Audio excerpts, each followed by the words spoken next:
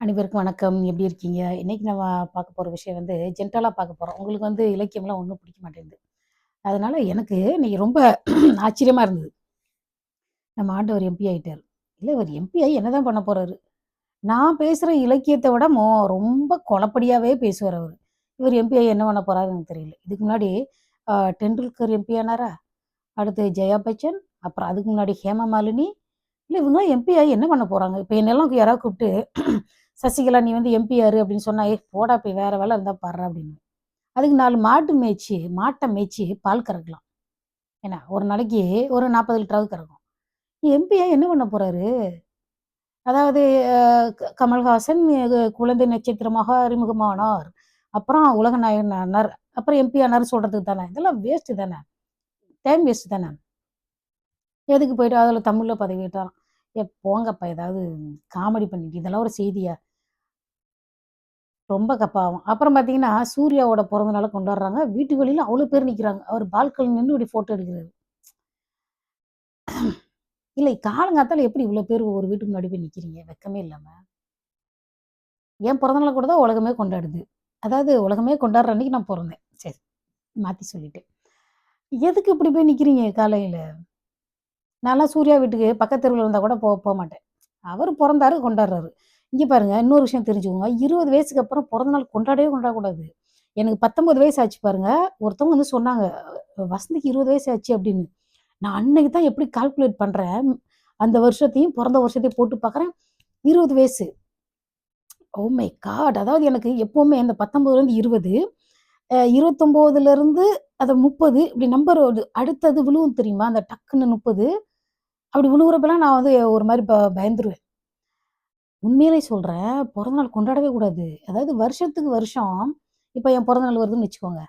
வருஷம் கூடத்தானே செய்யுது. குறையலல்ல. என் பொறந்த நாள்ன்னு சொன்னா, எங்க வீட்ல பொறந்த நாள் அப்படின்னு சொல்லி சந்தோஷப்படுவாங்க. நானும் வருத்தமா இருப்பேன். 1 வயசு கூடிடுச்சே! அடடா! 1 வயசு கூடிடுச்சே! அதாவது எனக்கு வயசு கூடுதுங்கிறது எனக்கு வருத்தம். ஆனா வீட்ல இருக்கிறவங்களுக்கு பிறந்த நாள்ம்பாங்க. அதாவது பிறந்த நாள்ங்கிறது சின்ன பசங்களுக்காக கொண்டாடுறது. என்ன 25, 20 வயசுக்கு மேல இருக்கிறவங்க, அதாவது கல்யாண வயசுல இருக்கிறவங்க கொண்டாடலாம். நம்ம குழந்தைக்கு பிறக்கறதுக்கு முன்னாடி வர கொண்டாடலாம். அதுக்கப்புறம் கொண்டாடக்கூடாது. ஏன்னா, அது வந்து வயசு கூடுது அப்படின்னு ஒரு லைட் எரியுதான்னு பார்க்குறேன். வயசு கூடுதுன்னு ஒரு மாதிரி எரிச்சலா இருக்கும். ஐயோ! நம்ம இத்தன வருஷத்த ஒரு 25 வயசுல பார்த்தீங்கன்னா, 25 வருஷத்த நம்ம வேஸ்ட் பண்ணிட்டோமே அப்படின்னு தோணும். அதனால பிறந்தநாள் கொண்டாடக்கூடாது. அப்புறம் போய் ஒரு கோயில்ல உட்காந்துருந்தா சரி நமக்கு அதாவது என்னோட அபிப்பிராயம் என்னன்னா, கோயிலுக்கு போறதெல்லாம் தப்பு கிடையாது. ஆனா உலகத்துல எவ்வளோ மனுஷங்க இருக்காங்க தெரியுமா? அவங்க வேலைய கரெக்ட்டா பண்ணிட்டு, வீட்டுக்கு வந்துட்டு, அந்த வேலைய 100% நல்லா வேலை செய்வாங்க. இந்த மாரி சினிமாக்காரங்க ட்ரக்ஸ் விக்கிற மாரியெல்லாம் படம் எடுத்துக்கிட்டு கோயிலுக்கெல்லாம் போயிட்டு, "நீங்கலாம் ரொம்ப நடிக்காதீங்க. கடுப்பா இருக்கு." நல்ல கஷ்டமான ஒரு வேலையெல்லாம் செய்றாங்க. இப்ப எத்தன பேர் நர்ஸா வேலை செய்றாங்க. எ எவ்வளோ கஷ்டமான வேலை தெரியுமா அது? அவங்கலாம் வேலை செஞ்சுட்டு கோயிலுக்கு போக தேவையே இல்ல. அவங்கலாம் கோயிலுக்கு போக வேண்டிய அவசியமே கிடையாது. ஏன்னா அதோட வேலையே அவ்வளோ முக்கியமானது. ரொம்ப புனிதமானதுன்னு கூட சொல்லலாம். அவ்வளோ ஆஸ்திரேலியாவுல இருக்க நர்ஸ்லாம் பார்த்தீங்கன்னா, நம்ம இந்த ஆஸ்பத்திரி போனோம்னு வச்சுக்க, வீட்டுக்கு வர்றதுக்கே மனசு வராது. அப்படியே அம்மா மாதிரி கவனிச்சுக்குவாங்க. இப்ப எத சொல்ல வந்தேன்? அதாவது அப்படியெல்லாம் வேலை செய்றவங்கலாம் கோயிலுக்கு போறது கிடையாது. கோயிலுக்கு போ வேண்டிய அவசியமே கிடையாது. சும்மா அதாவது வழிபாடுங்கிறது நம்ம எப்படி வாழ்றோங்கிற வாழ்க்கைய பொறுத்து இருக்கு. சரிங்களா? இப்ப நீங்க வந்து வீடியோ பார்க்குறீங்க, பார்க்கல. அத பத்தி எனக்கு கவல கிடையாது. அதாவது வானம் வந்து என்கிட்ட மழை வேணும் நம்ம கேட்கிறப்ப தான் பெய்யணுங்கிற அவசியம் இல்ல. அது அது வேலைய செஞ்சுக்கிட்டே இருக்கும். நான் ஒருத்தவங்களுக்கு கமெண்ட் போட்டப்போ எழுதினப்போ, "ஓ!" அப்படின்னு சொல்லிட்டு ஒரு மாரி சிரிக்கிற மாரி கேலியா சிரிச்சாங்க. நான் சொன்னேன், "உண்மையிலேயே நான் அப்படித்தான் யோசிக்கிறேன். மேகம் வந்து எப்படி இருக்கோ, அது போல தான் நம்ம வளரணும்னு நெனைக்கிறேன். அது பர்ப்பஸ் ஆஃப் லைஃப் சரியா? அத நம்ம புடிச்ச விஷயத்த நம்ம கரெக்ட்டா செஞ்சுட்டே போணும். இப்ப நமக்கு புடிச்ச விஷயத்த ஒருத்தர் செய்ய விடலன்னு வச்சுக்கோங்க, அதெல்லாம் கண்டுக்க கூடாது. ஏன்னா நம்ம எங்க எங்க வீட்ல எங்க அம்மா, அப்பா சொல்லியிருக்காங்க. "நீ செய்றது சரின்னா நீ செய். தப்புன்னா யார் சொன்னாலும் செய்யாத." அப்படிதான் எங்க வீட்ல சொல்லிக் குடுத்துருக்காங்க. வேற என்னவோ நெனச்சேனே. அப்புறம் வந்து ஒரு ஒரு மோசமான விஷயம் நடந்திருக்கு. ஒரு அப்பா வந்து 7 வயசு தான் பெத்த 7 வயசு பிள்ளைய கழுத்தறுத்து கொன்னுட்டாரு. 8 வருஷம் அதாவது அந்த அம்மாவ பொறுத்தவரை 8 வருஷம் செலவு பண்ணியிருக்காங்க. உண்மையிலேயே சொல்றேன். இது வந்து நீங்க பார்த்துருப்பீங்க இந்த நியூஸ். உண்மையிலே நான் நான் வந்து ஒரு பாசிட்டிவான சைட சொல்றேன். உண்மையிலே ஒரு பெண் வந்து அவ் அ அம்மாவா இருக்கிறப்போ எவ்வளவு நல்லா இருக்கும் தெரியுமா? அந்த குழந்தை உண்டானதுலருந்து 10 மாசம் வரைக்கும், அத அப்படியே பத்திரமா பார்த்துக்கிட்டே இருந்துட்டு, அது குழந்தை பிறந்ததுலேருந்து அப்படியே பார்த்து, பார்த்து, பார்த்து வளர்க்குறது. அந்த 7, 8 வருஷம் அந்த அம்மா செலவு பண்ணியிருக்காங்க. அத வந்து அந்த கிறுக்கு பையன் ஒரு 1 மணி நேரத்தில வீணாக்கிட்டான் பார்த்தீங்களா? ஒரு மரம் 50 வருஷம் வளர்ந்துருக்கும். அத வெட்டுறதுக்கு 5 நிமிஷம் கூட ஆகாது. மிஷின வச்சு அப்படியே வெட்டிர்லாம். உண்மையிலே சொல்றேன். ஆண்கள நெனச்சா எனக்கு ரொம்ப அதாவது சமீபத்துலலாம் எனக்கு ஆண்கள நெனச்சா பயமா இருக்கு. அதோட பாவமா இருக்குது. எப்படி இவைங்களுக்கெல்லாம் தலையில மூளை வச்சு மூளையோட பிறந்தானுங்களா? இல்ல வேற ஏதாவது களிமண்ணால கூட பிரயோஜனம் உண்டு. அதுக்குள்ள குப்பை தான் இருக்கு போல இருக்கு தலையில. ஒரு அம்மா எவ்வளோ ரசிச்சு அந்த குழந்தைய வளர்க்குறா தெரியுமா? 2 விஷயம் வந்து ஆண்களால புரிஞ்சிக்கவே முடியாது. ஒண்ணு வந்து அந்த குழந்தை வயித்துக்குள்ள அசைறது வந்து அவ்வளோ நல்லாருக்கும். 2வது பால் குடுக்குறது. 2 மணி நேரத்துக்கு ஒரு தடவ, 3 மணி நேரத்துக்கு ஒரு தடவ பால் குடுக்குறது அந்த இது அடல்ட் சேனல் தானே சொல்லலாம்னு நெனைக்கிறேன். பால் ஃபுல் ஆயிடும். பால் ஃபுல் ஆனோனே, இப்டி பால் குடுக்கணும் அப்டின்னு நெனச்சாலே பால் லீக் ஆயிடும். அதுக்கு வந்து ஒரு பஞ்சு மாதிரி விப்பாங்க கெமிஸ்ட்ரில. இது வந்து சொல்றேன்னு நீ வெட்கப்படாதீங்க. ஃபீல் பண்ணாலே பால் வரும். அதுதான் பால் நினைந்தூட்டும் தாய். பால் நினைந்தூட்டும் தாய்னா, 2 மணி நேரத்தோட பால் குடுத்தோம்னா, கரெக்ட்டா அது அது அப்டியே இது ஆட்டோமேட்டிக்கா அந்த ஹார்மோன் கரெக்ட்டா வேல செய்யும். 2 மணி நேரத்தோட பால் ஃபுல் ஆயிடும். 3 மணி நேரத்துக்கு ஒரு தடவனா பால் ஃபுல் ஆயிடும். அதாவது கரெக்ட்டா. அந்த மாரி எவ்வளோ பாசமா அந்த பிள்ளைய பால் குடுத்து, அது நடக்க வச்சு, சிரிக்க வச்சு, குளிக்க வச்சு, அவன் போயிட்டு இப்படி பண்ணியிருக்கிறானே! அவனெல்லாம் என்னதான் பண்றது? அந்த அம்மா பாவம் அதெல்லாம். இந்த துன்பத்தெல்லாம் யாராலுமே சகிச்சுக்க முடியாது. இதுக்கு எதுக்கு நம்ம போய் என்ன சமாதானம் சொல்ல முடியும்? அவனெல்லாம் நீ எப்படி கண்ட கல்ல அடிக்கணும். இல்ல நான் அடிக்கிறது சப்போர்ட் பண்ணல. அவன் அவன் பார்க்கறதுக்கு நல்லா இருக்கான் பார்த்தீங்களா? உண்மையிலே தோற்றத்த வச்சுலாம் கல்யாணம் பண்ணவே கூடாது தெரியுமா? உருவத்த வச்சு கல்யாணம் பண்ணவே பண்ணாதீங்க. அவன் பார்க்கறதுக்கு வெள்ள வெளேன்னு இருக்கான், உயரமா இருக்கான். அவன் அவன் எப்படி ஒரு அவன் வந்து ரொம்ப அடிச்சிருக்கான் பொண்டாட்டிய. அதனால அந்த பொண்ணு கொஞ்சம் தனியா இருந்திருக்கு. அந்த பிள்ளைய கூட்டிட்டு போயிட்டு அவங்க பார்த்துக்கிட்டு இருந்திருக்காங்க. எப்படி ஒரு மனசு? ஒரு பொண்டாட்டிய பழி வாங்குறதுக்காக பிள்ளைய கொல்லுவானா ஒருத்தன்? இதுபோல எப்படி இந்த மனுஷங்கள்லாம் இப்படி உருவாகுறாங்கன்னு நம்ம யோசிக்கணும். ரொம்ப மனசு கஷ்டம். அதாவது நான்லாம் சின்ன பிள்ளை இருக்கப்போ எங்க வீட்ல கன்னுக்குட்டி இருக்கும். அப்ப வந்து இந்த வடிச்ச கஞ்சி இருக்கும் தெரியுமா? சோறு வடிச்ச கஞ்சி. அதில வந்து உப்பு போட்டு கொஞ்சம் தண்ணிய ஊத்தி, நான் தான் அதுக்கு வந்து நான் தான் அம்மா மாதிரியே நான் பிஹேவ் பண்ணிட்டு இருப்பேன். ஸ்கூல் லீவ்லலாம். ஒரு 7, 8 வயசுல இந்த 4 விரல் இருக்குமா, இப்பவே குட்டியா தானே இருக்கு. அப்ப எவ்வளோ குட்டியா இருந்திருக்கும். இந்த தண்ணிய வந்து வாய்க்குள்ள கொஞ்ச நேரம் பால் குடிச்ச உடனே, தண்ணிக்குள்ள அந்த தண்ணிக்குள்ள அந்த கைய வச்சு அதோட வாய்க்குள்ள விரல் உள்ள போகும். அப்போ அது அப்படியே அந்த கைய இழுக்கும் பாருங்க. பால் குடிக்கிற மாரியே இருக்கும். அப்ப நான் நினைச்சுக்குவேன், ஓ! அ அந்த கன்னுக்குட்டிக்கு நான் தான் ஒரு சிற்றன்னை. அது ஒரு 2வது அம்மா மாரி நினைச்சுக்குவேன். அப்படி பால் குடிக்கும். ரியலா வந்து பாருங்க, ஒரு அம்மா ஒரு சாப்பாடு சமைக்கிறாங்க, பாத்திரம் கழுவுறாங்க, அப்படிலாம் ஒண்ணும் கிடையாது. ஒரு பேபி எடுத்துக்கிட்டா தன்னோட உடம்புலயே ஃபுட் இருக்கு இல்ல? வேற ஆண்களுக்கு இந்த மாரி இருக்கா? வெ இப்போ எவ்வளவு விலங்குகள் அப்படி ஒரு பாசமா அது பார்த்துக்குது. எந்த அப்பனாவது போயிட்டு இந்த காரியத்த பண்ணுவானா? எவ்வளோ கஷ்டம். ஒரு ஒரு என்னத்த சொல்றது? என்னத்த சொல்றது? இவிங்களுக்கு அதாவது ஒரு தடவ பார்க்குறேன். பால் விலை ஏத்தணும் அப்படின்னு சொல்லிட்டு, ஆண்களோட அறிவுத்திறன் என்னன்னே எனக்கு புரியல. பால் விலை ஏத்தணும்னு சொல்லிட்டு, ரோட்ல வந்து பால ஊத்தி போராட்டம் பண்றாங்க. அப்பலாம் வந்துச்சு எனக்கு ஆத்திரம். பாலு அந்த அந்த வீட்டு அம்மா தான் அந்த ஒய்ஃப் தான் கஷ்டப்பட்டு புல்லு பிடுங்கி போட்டு, சாணி அள்ளி போட்டு அது மாடு வளர்த்துருப்பாங்க. இவன் ஆம்பள. ரோட்ல பால ஊத்தி போராட்டம் பண்றான். இன்னொரு இடத்துல பார்க்குறேன், வெண்டைக்காய் விலை கம்மியா விக்குதுன்னு, வெண்டைக்காய் எல்லாத்தையும் வந்து குளத்துல கொட்டுறான். அது குளத்துல கொட்டி அழுகி தானே போகும். யாருக்காவது குடுக்கலாம்ல. இன்னொரு இடத்துல பார்த்தா, வெள்ளரி பிஞ்சு விலை இல்லையாமா. அதனால தரையில போட்டு அடி அடின்னு அடிக்கிறான். உண்மையிலேயே சொல்றேன், ஆண்கள் வந்து பயங்கர ஸ்ட்ரெஸ்ஸா இருக்காங்க. அதாவது ஒரு பெண்கள் இல்லன்னு வச்சுக்கோ, இந்த உலகமே உருப்படாது. அது விலை கம்மியா விக்குதுன்னா யாருக்காவது இலவசமா குடுக்கலாம்ல. யாருக்காவது குடுக்க முடியாது பண்ணிட்டு போலாம்ல. அத போட்டு அது வீணாக்குறதுல அந்த வீணாக்கிட்டு இருக்கிறப்ப பார்க்குறப்போ, உண்மையிலேயே ஆண்களுக்கு வந்து நல்ல மனநிலையில தான் இவங்கலாம் இருக்காங்களா? அப்படின்னு எனக்கு டவுட் வருது. அவ்வளவு கஷ்டமா இருக்கு. ஒரு பொருள வீணாக்குறது, ஒரு பொருள தூக்கி போடுறது. இதெல்லாம் பார்க்குறப்போ, ஏன் இப்படி இருக்காங்க? ஏன் இந்த மாதிரி பண்ணிட்டு இருக்காங்க? ரொம்ப பாவமா இருக்கு. என்ன சொல்றேன்னே தெரியல. அந்த கேரளா பொண்ணு ஒண்ணு அதுல்யான்னு ஒரு பொண்ணு. ஐயோ! கஷ்டமே. அது வந்து அது பெரிய டாபிக். அதெல்லாம் தனியா பேசணும். அவ்வளோ மனசு கஷ்டமா இருக்கு. ஒரு பொண்ணு 11 வருஷமா அடி வாங்கிக்கிட்டு, அ அதாவது ஒரு கூண்டு கிளி மாதிரி. அந்த அம்மா, அப்பாவுக்கு மான மரியாதை. அந்த பொண்ணுக்கு வந்து ஒரு ட்ராமா பாண்டிங். அதாவது ஒரு விஷயம் அதாவது இன்னைக்கு நல்லா இருப்பாங்க. நாளைக்கு அடிப்பாங்க. அப்புறம் நாளை மறுநாள் நல்லா இருப்பாங்க. அப்புறம் அடிப்பாங்க, உதைப்பாங்க. அவன் வந்து தண்ணி அடிச்சுட்டான்னா, அடி அடின்னு அடிக்கிறான். கை காலெல்லாம் ஷோ! பாவம். அந்த பொண்ணு கடைசியில 30 வயசு, என்ன விட சின்ன பொண்ணு. 30 வயசுல அது வாழ்க்கையே முடிஞ்சு போச்சு. இப்ப அதிகமான அந்த கேஸ்ல பாதிக்கப்பட்டது யாரு தெரியுமா? அவங்க பொண்ணு. அந்த கணவர் வந்து ஒரு நல்ல அப்பனாவும் இல்ல, ஒரு நல்ல ஹஸ்பண்டாவும் இல்ல. அப்படி நடிக்கிறான். ஐய்யயோ! அந்த பொண்ணு சமைச்சு வச்ச சாப்பாட கூட நான் சாப்பிடலன்னு. அவ நடிக்கிறாங்கிறதுலருந்து தெரியுதா? யாராவது இப்படி பேசுவாங்களா? பொண்டாட்டி செத்துருக்கப்போ, அந்த பொண்ணு சமைச்சு வச்ச சாப்பாட கூட நான் சாப்பிடல. நான் செத்து போடலாம் கூட தோணுது. அப்படின்னு அவன் பேசுறான். எல்லாம் இப்படி சைக்கோவாகிட்டு இருந்தா எப்படிதான் கல்யாணம் பண்றது? எப்படி இந்த பயலுகலாம் அப்படி ஆவுறாங்கன்னு எனக்கு தெரியல. ரொம்ப கஷ்டம். அதாவது ஒரு லேடியா இருக்கிறது ரொம்ப பெரிய கஷ்டமா இருக்கு. எப்படி பிள்ளைங்கள வளர்க்கறது? எப்படி கல்யாணம் குடுக்குறது? ஒண்ணும் தெரியல. இன்னும் ஆரம்பம் நல்லா அழகா தான் இருக்கானுங்க. நல்லா ட்ரெஸ் பண்ணிக்கிறது. ஆனா மண்டையில வந்து ஏதோ ப்ராப்ளம் இருக்கு. அது எப்படிதான் கண்டுபிடிக்கிறது? அவன் ஒருத்தன் பொய் சொல்லி கல்யாணம் பண்றான்னு வச்சுக்கோங்க. நம்ம எப்படிதான் கண்டுபிடிக்கிறது? அத 2வது கல்யாணம் பண்ணவும் விட மாட்டேங்கிறீங்க. ஒரு கல்யாணத்தையாவது உருப்படாவும் பண்ண மாட்டேங்கிறீங்க. ரொம்ப கஷ்டம்.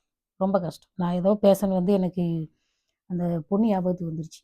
அப்புறம் என்ன ஒருத்தன் பண்ணா, கல்யாணம் நிச்சயமா இருக்குது. லவ் மேரேஜ் ரொம்ப நல்லா லவ் பண்ணியிருக்கான். அவன் என்ன பண்ணியிருக்கான், அந்த பொண்ணு வந்து பசங்ககிட்ட பேசிச்சாமா. அதாவது ஏற்கனவே இப்ப காலேஜ் ஃப்ரெண்ட்ஸ்லாம் இருப்பாங்கல்ல, அவங்க அந்த மாரி பேசியிருக்கு போல இருக்கு. ஆ இவர் வந்து என்கேஜ்மெண்ட் ஆன உடனே அவர் ரொம்ப வேகமா போயிட்டு, ரொம்ப உரிமையோட அவன் அந்த பொண்ண குத்தி குத்தி கொன்னுட்டான். அதாவது இவ்ளோ கோவக்காரன தான் நீங்க லவ் பண்றீங்க. அவன் வந்து வெளியில ஏதாவது இருந்து பிரச்சனை வந்துச்சுன்னா, அவன் காப்பாத்தணும். ஏன்னா, அவன் வந்து ஒரு பாதுகாப்பாளர் அப்டின்னா, வெளியில இருந்து பிரச்சனை வந்தா காப்பாத்தணும். இவன் நம்மளையே அடிச்சு கொல்றான்னா, இவன் ஏதாவது சினமென்னும் சேர்ந்தாரை கொல்லி. ம். சினம் வந்து ஒரு நெருப்பு மாதிரி. அது கொஞ்சமா இருந்துச்சுன்னா தான் அது நல்லது. இல்லன்னு வச்சுக்கோங்க, எதுவுமே இருக்காது. காட்டு தீ மாதிரி எல்லாத்தையும் முடிச்சு விட்டுரும். கரெக்ட்டா? இந்த கன்னியாகுமரிக்காரன் பார்த்தீங்களா, 100 பவுனுன்றான், 50,00,000 வீடுன்றான். எதுக்கு இவ்வளோ குடுக்குறீங்க? ஆஸ்திரேலியா மாதிரி 10, 20 வருஷம் கழிச்சு, அந்த பொண்ணுக்கு சேர வேண்டிய பங்க குடுத்துட்டு போறது. அதாவது இந்த பொண்ணுங்க நகை வாங்குறது, இல்ல சீர் வாங்குறது, இல்ல இந்த ம் அது என்ன கிஃப்ட் இந்த மாரி வரதட்சணை எல்லாம் வாங்குறத விட, ஒரு முக்கியமான ஒரு விஷயம் என்னன்னா, ஒரு படத்துல பார்க்குறேன். கல்யாணம் கூட்டிட்டு வந்தவுடனே அத முடிச்சுட்டா, அதுக்கப்புறம் அந்த பொண்ணு போவாது. ஸோ, எந்த ஒரு கல்யாணமா இருந்தாலும் சரி, அட்டகத்தி படத்துல என்ன வசனம் உங்களுக்கு தெரியும். எந்த கல்யாணமா இருந்தாலும் சரி, என்ன விரும்பி கல்யாணம் பண்ணணும். இல்ல நான் டைவர்ஸ் பண்ணுவேன். குழந்தை பொறந்தாலும் டைவர்ஸ் பண்ணுவேன். குழந்தை பொறக்கலனாலும் டைவர்ஸ் பண்ணுவேன். எத்தன வருஷம்னாலும் டைவர்ஸ் பண்ணுவேன். அன்பா இல்லாட்டி டைவர்ஸ் பண்ணுவேன் அப்படின்னு ஒரு ஆணோ, பெண்ணோ இருந்தா மட்டும் தான், இவங்க உண்மையாவே அன்பா இருப்பாங்க. கல்யாணம் முடிஞ்சிருச்சு, குழந்தை பிறந்துருச்சு அப்படின்னா, அப்படியே அ ஒண்ணுமே தெரியாத மாரி நடிக்கிறது. அன்பா இருக்கிறது கிடையாது. ஏன்னா போமாட்டாங்க அப்படின்ற ஒரு நம்பிக்கையில. அப்புறம் எதுக்கு நம்ம கல்யாணம் பண்ணணும்? எதுக்கு கல்யாணம் பண்ணணும்? இங்கெல்லாம் வந்து அன்பா இல்லன்னா கண்டிப்பா பிரச்சனை வரும். "ஏன் நீ அன்பா இல்லன்னா உன் கூட எதுக்கு நான் வாழணுன்ட்டு" போயிருவாங்க. ஆனா நம்ம மக்களுக்கு தான் அப்படி செஞ்சா வந்து தப்பா போச்சாம். அன்பா இல்லன்னா அன்பா இல்லாத ஒரு குடும்பத்தில இருக்கிறவங்களுக்கு நெறைய நோய் வரும். ரொம்ப ஏமாற்றமா இருக்கும். எப்பவுமே கவலையா இருப்பாங்க. எந்த சந்தோஷமும் இல்லாத குடும்பத்தில வளர்ற பிள்ளைங்க, அதுவுமே ஒரு சிக் மைண்டோட தான் வளரும். இது வந்து சிக்னஸ் அப்படி எல்லாருமே சிக்காவே இருக்கிறத ஒரு கல்ச்சரா வச்சுக்கிட்டு இருந்தோம்னா, நம்ம என்ன பண்ண முடியும்? ஒரு நாட்டிலேருந்து இன்னொரு நாட்டுக்கு வந்துடுறோம். அந்த நாட்டில இருக்கிற நல்ல விஷயங்கள நம்ம தெரிஞ்சுக்கணும். இல்ல நான் இப்படியே தான் இருப்பேன். எப்படியாவது இந்த மாரத்தான் ஓட்டம் மாதிரி எப்படியாவது இந்த ஓட்டத்த ஒரு 70 வயசு வரைக்கும் ஓடி முடிச்சிருவேன். அடுத்த ஜென்மத்தில ஒரு நல்லவன பார்த்து கல்யாணம் பண்ணிக்குவேன்னு சொன்னா, இருக்கிற வரை அதாவது நம்ம அப்படி ஓடி முடிச்சிரலாம். பட் பிள்ளைங்க வாழ்க்கை நல்லா இருக்காது.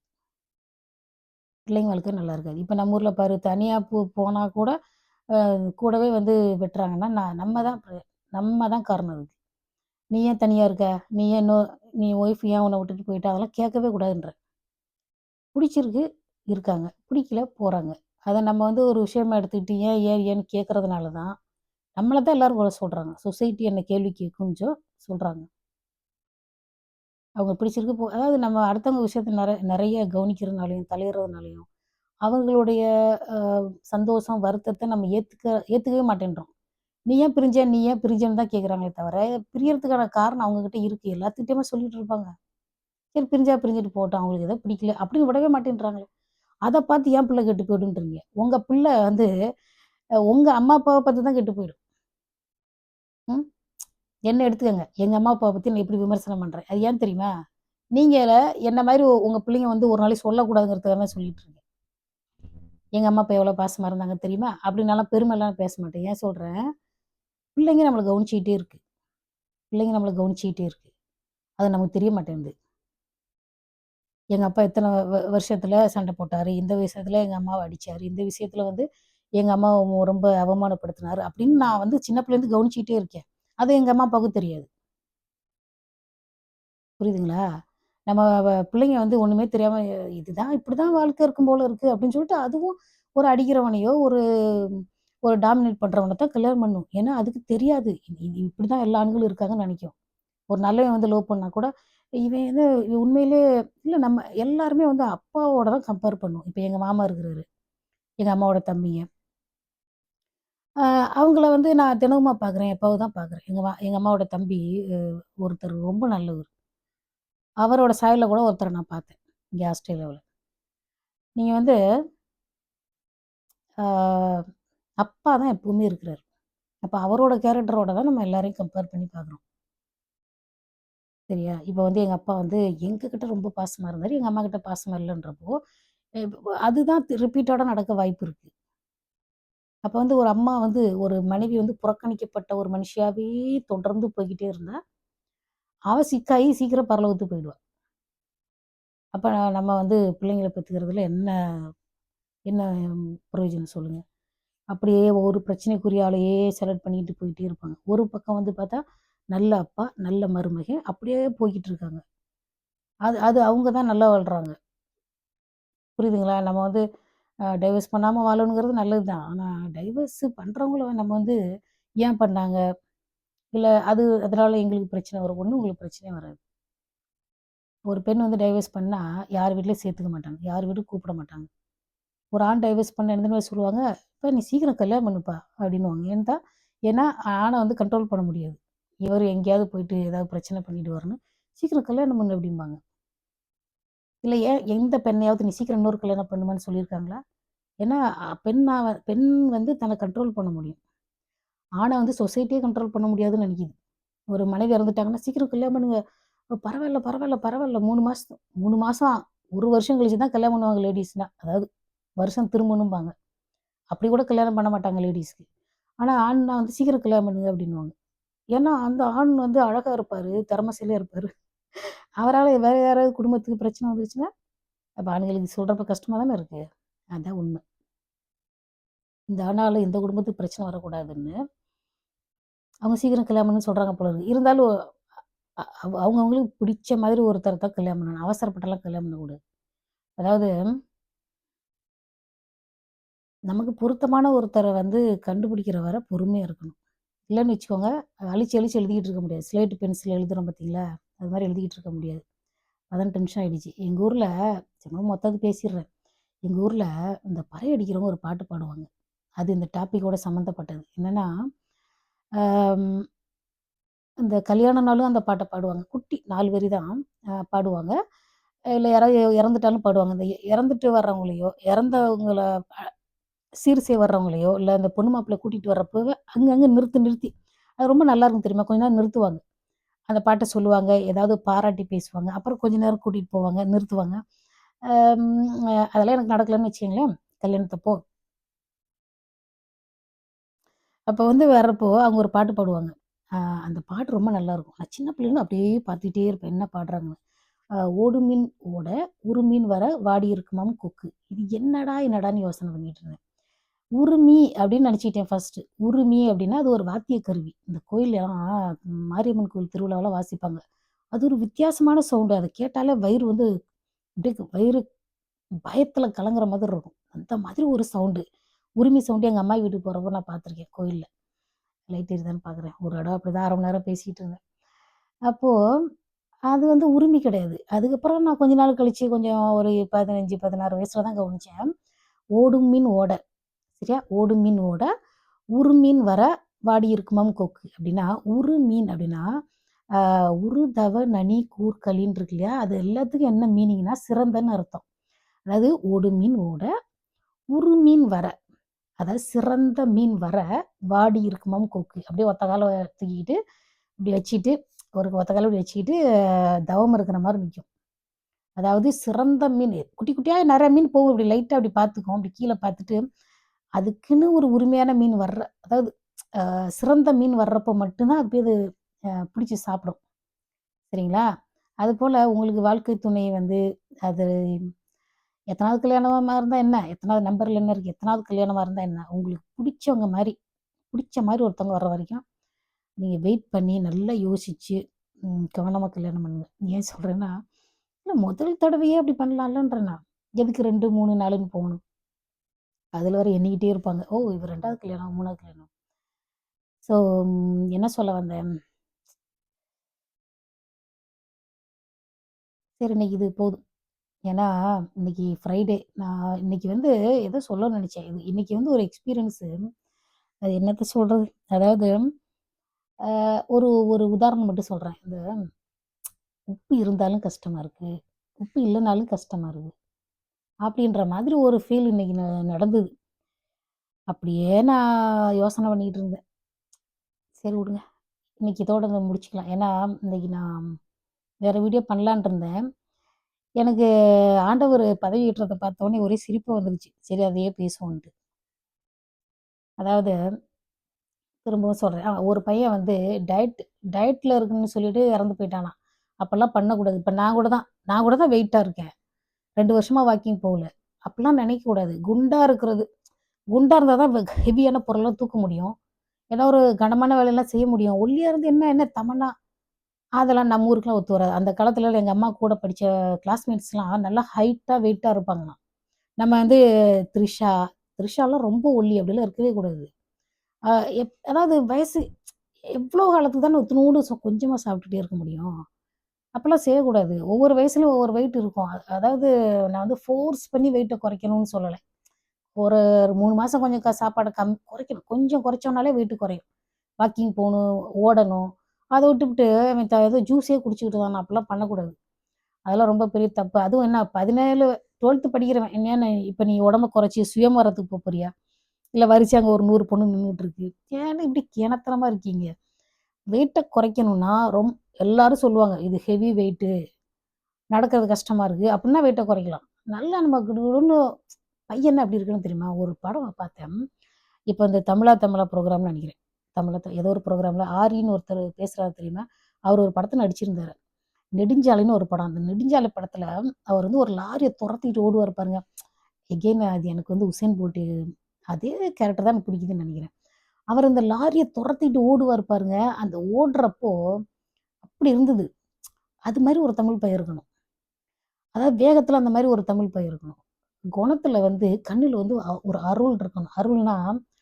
ஆ அருள்னா என்ன தெரியுமா? அ அருள்னா ஒரு பிளெஸ்ஸிங்ஸ், ஒரு இரக்கம், ஒரு அன்பு இருக்கணும் கண்ணுல.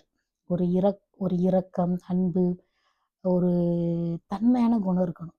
அது அப்படி குணம் இருந்துச்சுன்னா கண்ணுல தெரியும். இங்க வந்து ஆஸ்திரேலியால எப்படி சொல்லுவாங்கன்னா, அந்த தன்மைன்னு சொல்ல மாட்டாங்க. நம்ம ஊர் வந்து வெயிலா இருக்கு. அதனால தன்மைன்னு சொல்லுவாங்க. தன்மைனா குளிர்ச்சி அப்படின்னு அர்த்தம். இங்க வந்து வார்ம்த் பெர்சனாலிட்டிம்பாங்க. வார்ம்த்னா நம்ம அன்பா பேசுறது, ஒருத்தவங்கள்ட்ட சிரிச்சுக்கிட்டே இல்ல, அன்பா பேசுறது, அக்கறையா பேசுறோம்னு வச்சுக்கோங்க. அது வந்து வார்ம்த் பெர்சனாலிட்டிம்பாங்க. அது வந்து கண்ணுல தெரியும். நீங்க எவ்வளோ கஷ்டப்பட்டு நீங்க நடிச்சாலும், அது பொய்ன்னு கண்ணுல தெரிஞ்சு போயிடும். அது இயல்புலேயே கொஞ்சம் நல்ல குணம் இருக்கிறவங்களுக்கு, கண்ணு வந்து ரொம்ப நல்லாருக்கும். சரியா? 24 நிமிஷம் ஆயிடுச்சு. கடவுளே! யாரு பார்க்க போறாங்க? ஆனா ஒண்ணு சொல்றேன் கேளுங்க. நீ இலக்கியத்த விட இந்த மாரி பேசுறத தான் விரும்புறீங்க. ஓகே? இலக்கியம் ஏன் சொல்றேன் தெரியுமா? அது வந்து ரொம்ப பெருசா இருக்கிற மாரி இருக்கும். ஆனா அதுல உள்ள இருக்கிற அந்த உதாரணம், அந்த அழகியல் அப்படின்னு சொல்லுவாங்க தெரியுமா? அது ஒரு அழகுணர்ச்சியோட சொல்லியிருக்கிற விஷயத்த கவனிக்கணும். எல்லாம் கவனிக்கணும். அதாவது நம்ம நம்ம நிஜ வாழ்க்கையில நம்ம அந்த பாட்ட விட அழகா சிந்திப்போம். ஆனா நம்ம அத எழுதி வைக்க மாட்டோம். புரியுதுங்களா? நம்ம புதுசா பழைய விஷயங்கள தெரிஞ்சுக்கிட்டே இருந்தா தான் புது விஷயங்களும் நல்லாருக்கும். சரியா? சரி இதோட வீடியோ முடிச்சுக்கலாம். நன்றி, வணக்கம். ஆமா நன்றி, வணக்கம் முடிச்சுட்டு என்னைக்கு நான் விட்டுருக்கேன் உங்கள. இங்க பாருங்க, நான் சொல்றது என்னன்னா பேசுறது, இல்ல ஏதாவது புது விஷயங்கள தெரிஞ்சுக்கிட்டா சொல்றது, இதெல்லாம் வந்து எனக்கு இயல்புலயே சின்ன பிள்ளையிலேருந்து இருக்கு. சரியா? இந்த பஃபர் ஃபிஷ்ன்னு ஒண்ணு இருக்கு தெரியுமா? அத உங்கள்ட்ட சொல்லணும்னு நெனச்சேன். அது வந்து ஆண் வந்து அப்படியே ஒரு கோலம் மாதிரி போடுது. அதாவது நம்ம பெண்கள் வாசல்ல கோலம் போடுவாங்க தெரியுமா? அது மாரி மணல குமிக்குது. நம்ம வந்து சினிமா தியேட்டர்ல மணல குமிச்சு வைப்போமே, அதுபோல அழகா டிசைன் போடுது தெரியுமா? அது அந்த பொண்ண கவர்றதுக்கு பெண் மீன கவர்றதுக்கு பண்ணுது அப்படி. என்ன நீங்க இந்த நல்லா பேச கத்துக்கணும். ஷை டைப்பாலாம் இருக்கக்கூடாது. நல்லா பேச கத்துக்கணும். அது திருட்டு பசங்கலாம் நல்லா பேச கத்துக்குறாங்க. ஆனா நல்ல பசங்களுக்கு தான் பேச தெரியல. நான் நெறைய பார்க்குறேன். ஒரு நிமிஷம் இருங்க. இல்ல எங்க குடும்பத்திலேயே ஒரு நல்ல பையன் இருந்தான். ஆனா வந்து அவனுக்கு ரொம்ப நல்ல பையன். ஆனா வந்து அவன் லவ் பண்ண கூட இல்ல. எங்க சொந்தக்கார பையன். நல்ல பசங்களுக்கு வந்து பேச தெரியல. சரி இதோட இந்த வீடியோ முடிச்சுக்கலாம். ஏன்னா, பிள்ளைங்க வந்து கதவ தட்டிருவாங்க. சில சமயத்தில ஸ்டோரேஜ் ஃபுல்லுன்னு வந்துரும். அதனால நான் நன்றி சொல்றதுக்கு முன்னாடியே வீடியோ முடிஞ்சு போயிரும். அதனால தப்பா நெனச்சுக்காதீங்க. அப்புறம் சில சமயம் நான் பெர்சனலா நெறையா பேசிருவேன். அத அப்படியே கட் பண்ணி தூக்கி போட்டுருவேன். ஏன்னா அது வந்து பேசினதுக்கு அப்புறம் ஒரு சில சமயம் நீங்க என்ன வந்து சாமியார் மாதிரி பார்ப்பீங்க. அதனால நான் ஒரு வீடியோல கட் பண்ணிட்டேன். ஆ நீங்க வந்து எத்தன பேர் பார்க்குறீங்கிறது முக்கியம் இல்ல. நான் உங்களுக்கு சொல்லணும்னு நெனைக்கிற விஷயத்த சொல்லணுங்கிறது தான் என்னோட மன மன திருப்தி. ஓகே.